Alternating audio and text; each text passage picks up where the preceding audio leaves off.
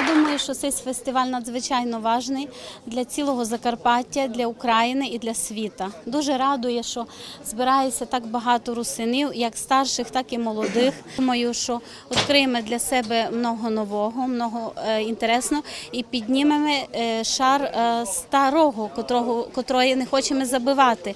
Автентичні співанки, які мабуть пам'ятати як молоді, так і старші, так і всі, і дуже маленькі.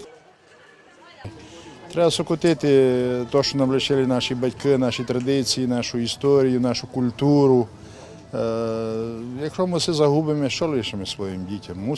Мусимо це сокотити, берегти, і чистувати, і приумножати.